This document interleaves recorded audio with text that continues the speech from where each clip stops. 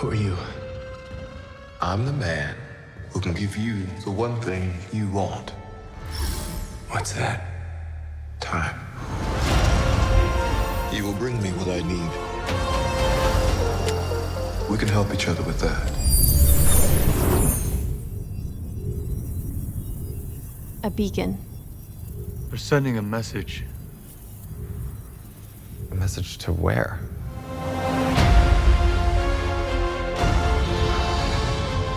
It can rewrite existence and shatter timelines. You're an Avenger. The thermoluminescence indicates they're older than that, by a lot. But you've lost a lot of time, like me.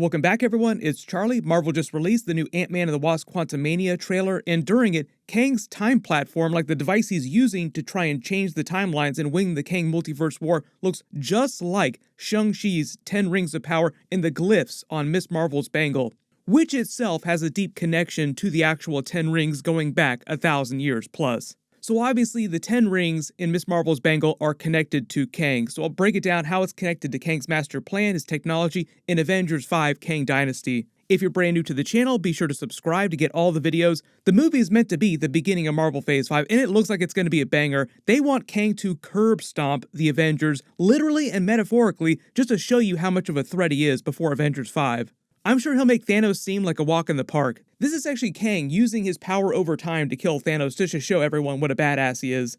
But during the trailer, Kang forces Ant-Man to help him steal something that will help him complete his time platform from the comics that will allow him to use the quantum realm, quantum energy, to win the Kang Multiverse War. Like, the whole key is the quantum realm and quantum energy.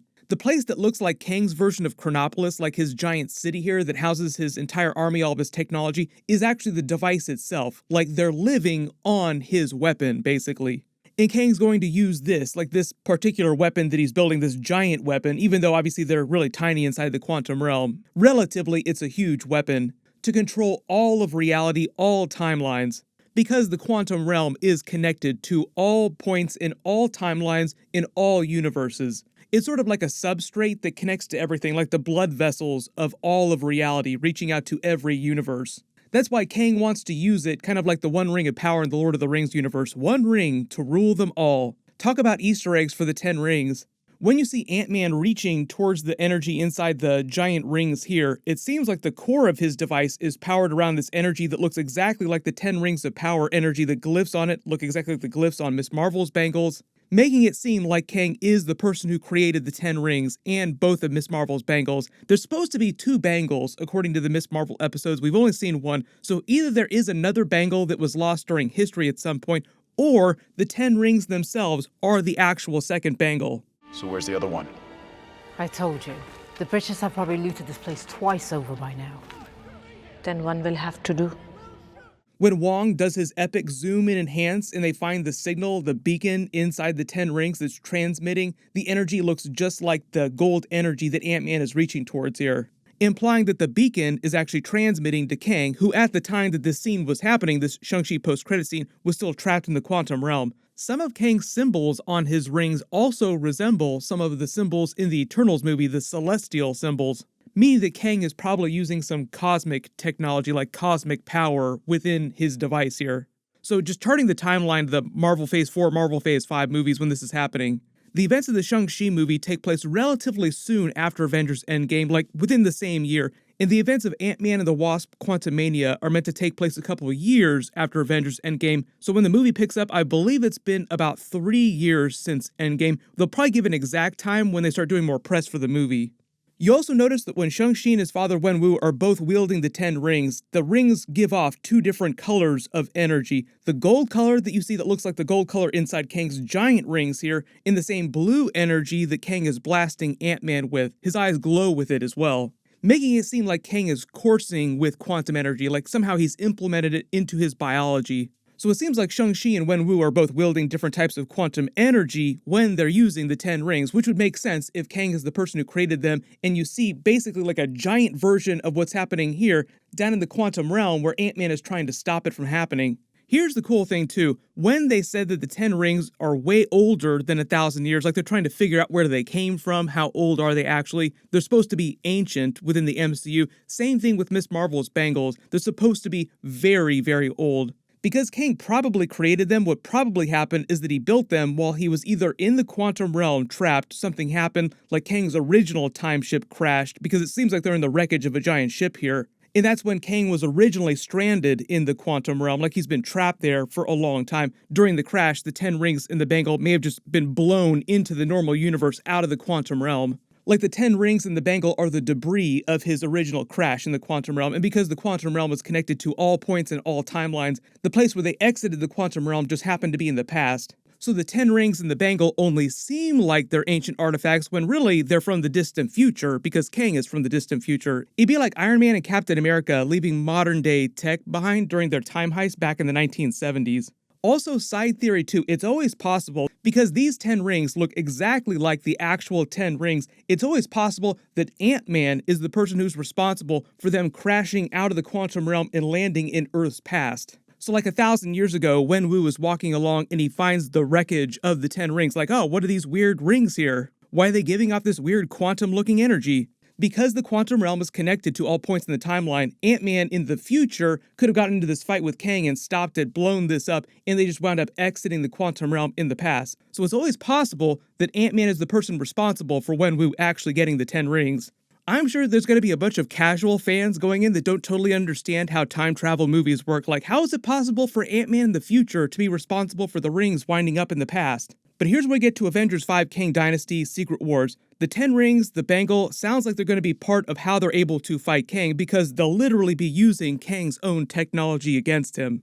There's been a lot of rumors about how Marvel is plotting out the transition between Avengers Kang Dynasty, Cliffhanger, and then Avengers Secret Wars, because they kind of want to do the same thing that they did during Avengers Infinity War and Avengers Endgame, where you have a downer ending in Infinity War, and then they wind up winning the day, like they wind up saving the world, the universe, arguably, during Avengers Endgame. The only difference with Avengers 5 and Avengers 6 is that we're talking about a multiverse saga, so it's like all universes they're trying to save. There've been a lot of rumors that what they're going to do is they're going to have a very Thanos snap type of moment at the end of Avengers 5 Kang Dynasty, and Kang will wind up defeating the new Avengers, like Anthony Mackie, Falcon, Captain America's new Avengers that we're meeting slowly over Marvel Phase 4, Marvel Phase 5. But then during Avengers 6 Secret Wars, the survivors will actually wind up fighting another variant of Kang who's going to be a version of the Beyonder from the comics, like Beyonder Kang. The Beyonder will be the person to create Battleworld, like one single world for the entire all of reality, the only thing that's left, but there's a bunch of survivors from the multiverse that are on that Battleworld, just like in the comics. And Doctor Strange will pull them together and create a multiverse Avengers team, and they'll have like a massive version of the final battle in Avengers Endgame, like the Avengers Assemble moment, but it'll be like a giant multiverse version of the Avengers with Fox Marvel characters like Hugh Jackman's Wolverine fighting with Tobey Maguire's Spider-Man, and so on and so forth. And I think with the 10 rings, with Ms. Marvel's bangles, it'll be kind of like a Thor situation with Infinity War and Avengers Endgame. So during those movies, Thor got a big power upgrade and he got Stormbreaker.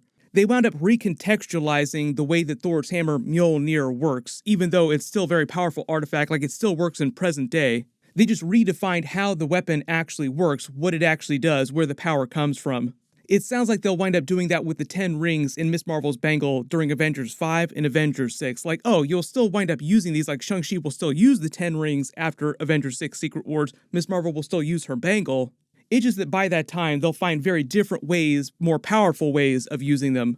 I know there's a bunch of questions about what's going on with Ant-Man and his final fate during this movie, because obviously Ant-Man probably going to be a big part of Avengers Secret Wars, but who knows what's going to happen during Avengers 5 Kang Dynasty. So I think part of the idea with this movie is that they want to make it seem like Ant-Man is sacrificing himself, like he says, I didn't have to win, when Kang is trying to laugh at him, like you thought you could actually beat me, that's hilarious. And he tells him in the trailer, I didn't have to win, I just had to make sure that we both wind up losing. Then he apologizes to Cassie as they cry out, and obviously the way they cut the trailer is kind of misleading. But it just sounds like Ant-Man is going to wind up trying to fall on his sword, so to speak, in order to kill Kang and prevent him from escaping. And it sounds like he won't totally be successful, because they want to make it seem like Ant-Man dies, and it sounds like he'll wind up surviving, like they'll have some kind of moment that will make it seem like he could possibly survive, like he won't be permadead. He'll probably just be trapped in the quantum realm again for a while, like he'll lose some more time, so to speak. Cassie, the Wasp, the other characters will try to spend the next couple of years after the movie happens to try and rescue him from the quantum realm again. But also Kang will wind up surviving, like whatever Ant-Man tries to do to him won't be successful. He'll survive, escape the quantum realm, and then go on to the events of Avengers 5 Kang Dynasty. Now we do have Loki Season 2, and it does seem like that might be a version of Kang the Conqueror because he's wearing the same costume, but the haircut is a little bit different. So there are a couple things that could be going on with the version of Kang during Loki Season 2.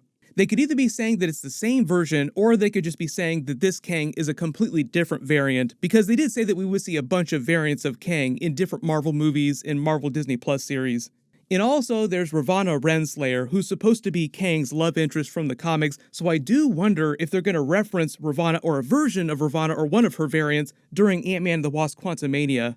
Because one of the things they haven't done yet, like they've shown us how badass Kang is, like he's going to be really cool, but they haven't explained why he's doing what he's doing. Like, why does he want to control the timeline and all of reality? Why does he care about winning the Kang Multiverse War that much? And it might have something to do with a variant of Ravonna Renslayer. I don't think that she's featured during Ant-Man and the Wasp Quantumania, but we will see her again during Loki Season 2, the version from Season 1. You remember she escaped at the end of Loki Season 1, so that version will be the one that shows up again during Season 2. We will get a new Loki Season 2 trailer soon, so we'll learn more about what's going on with Kang during that series. You can click here for my new Loki Season 2 trailer video, and click here for my full Ant-Man and the Wasp Quantumania trailer video. Thank you so much for watching, everyone stay safe, and I'll see you guys in the next one.